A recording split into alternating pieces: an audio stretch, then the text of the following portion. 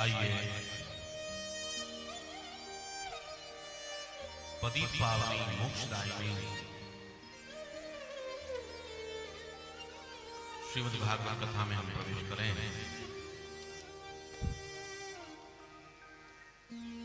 विगत 6 दिनों से इस गंगा में हम और आप स्नान कर रहे हैं और आज इस गंगा में स्नान करने का 7वां दिवस 7वां दिन और अंतिम सत्र प्रारंभ हो रहा है।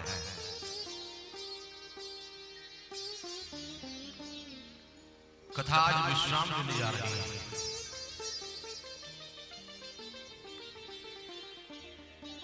कथा कभी समाप्त नहीं होती, कथा केवल विश्राम लेती है। आज यहां विश्राम लेगी तो कल कहीं और प्रारंभ हो जाएगी। निरंतर ये गंगा बहती रहती है, केवल विश्राम होता है।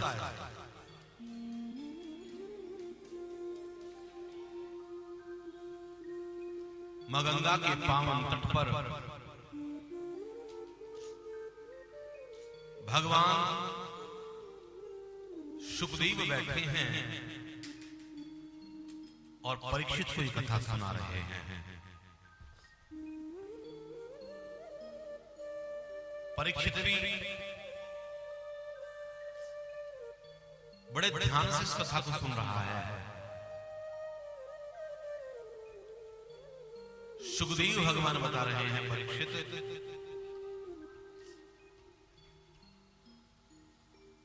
व्यक्ति के जीवन में कुछ जब मंगल होने वाला होता है, कुछ अच्छा होने वाला होता है, तब श्रीमद् भागवत सुनने को प्राप्त हो जाती है। जीवन की इस घड़ी में जिसमें हमें श्रीमद् भागवत सुनने को प्राप्त हो रही है, ये घड़ी, ये समय बड़ा पावन है, बड़ा शुद्ध है। सुखदेव भगवान बता रहे हैं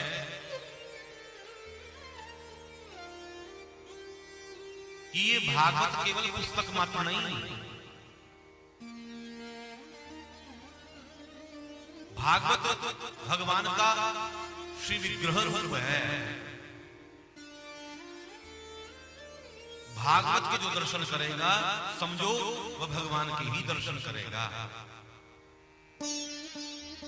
इस भागवत को जो सुनेगा तो समझो वह भगवान को ही सुनेगा।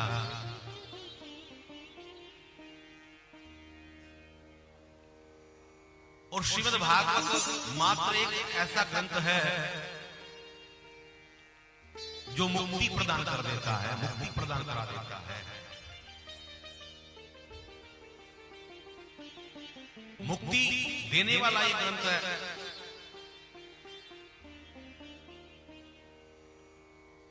किम श्रुतैर् बहुर्वे शास्त्रैः पुराणैश्च रमावहि एकं भागवतं शास्त्रं मुक्तिदायेन गर्जति। एकं भागवतं शास्त्रं मुक्तिदायेन गर्जति। ये भागवत मात्र एक ऐसा ग्रंथ है जो व्यक्ति को मुक्ति प्रदान कर देता है, प्रत्येक व्यक्ति को भक्ति प्रदान कर देता है।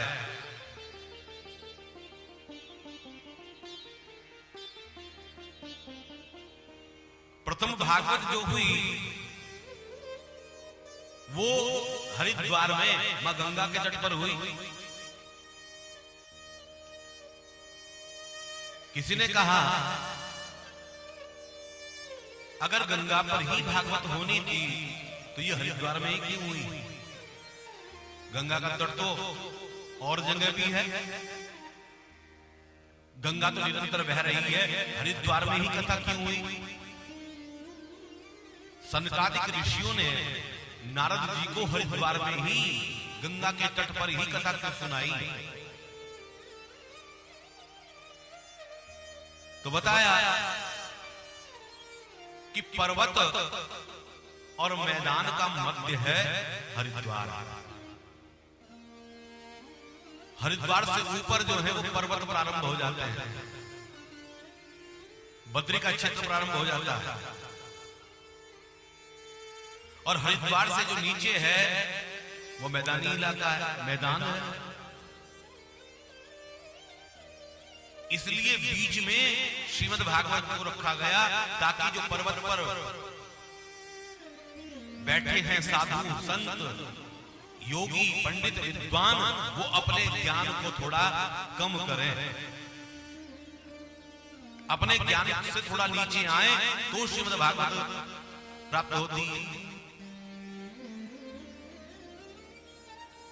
और संसारी गृहस्थी लोग थोड़ा ऊपर चले तब श्रीमद् भागवत प्राप्त होती है।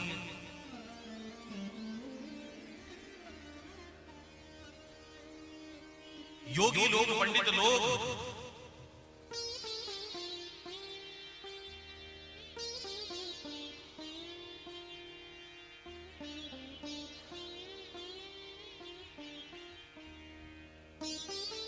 संसारी थोड़ा ऊपर चले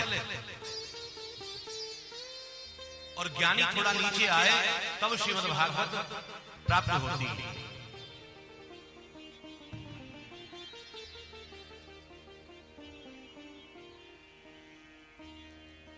तो बताया हरिद्वार जो है वो पर्वत का और मैदान का मध्य है, इसलिए हरिद्वार में कथा हुई और सिद्धांत भी है।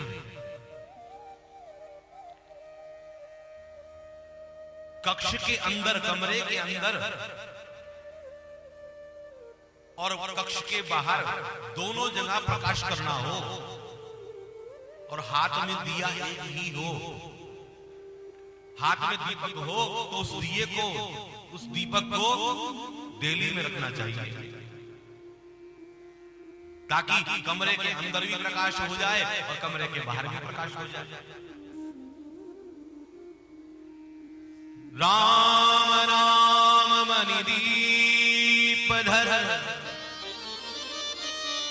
जीने हरिद्वार, तुलसी भीतर बारही जो चाहे उजियार। तुलसी भीतर बारही जो चाहे उजियार। अंदर भी और बाहर भी प्रकाश करना हो तो दिए को बीच में रखा जाता है। उसी तरह से हरिद्वार जो है पर्वत और मैदान का मध्य है, कंठ है, इसलिए श्रीमद् भागवत को संसार के इस कंठ में हरिद्वार में प्रारंभ किया गया है। हरिद्वार के मुख्य 5 नाम हैं। कोई उसको हरिद्वार कहता है, कोई उसको हरिद्वार कहता है। तो किसी ने पूछा भाई क्या कहना चाहिए फिर? तो बताया कि हरिद्वार जो कहा जा रहा है वो भी सही है और हरिद्वार कहा जा रहा है वो भी सही है। हरिद्वार, हरि द्वार यानी हरि का द्वार। हरि कौन? बद्रीनारायण, भगवान विष्णु। नारायण का जो द्वार है वो ही तो हरिद्वार है। अगर हरिद्वार कहा जाए तो भी ठीक है, यानी केदार बाबा को प्रणाम करते हैं। बाबा केदारनाथ का द्वार भी तो हर यानी भोलेनाथ और द्वार की हर का द्वार। हरिद्वार हरद्वार गंगा द्वार तथैव च ब्रह्मद्वार मोक्षद्वार पंचद्वार नमाम्यहम्। तो हरि का द्वार, हर का द्वार, गंगा द्वार, मोक्ष का द्वार और ब्रह्म का द्वार, उसको कहते हैं हरिद्वार। ऐसी पावन भूमि है हरिद्वार। कल कल निनाद करती हुई मां गंगा भागीरथी इतने सुंदर रूप में हरिद्वार में हर की पौड़ी पर ब्रह्म कुंड पर दिखाई देती है। एक बार दर्शन कर ले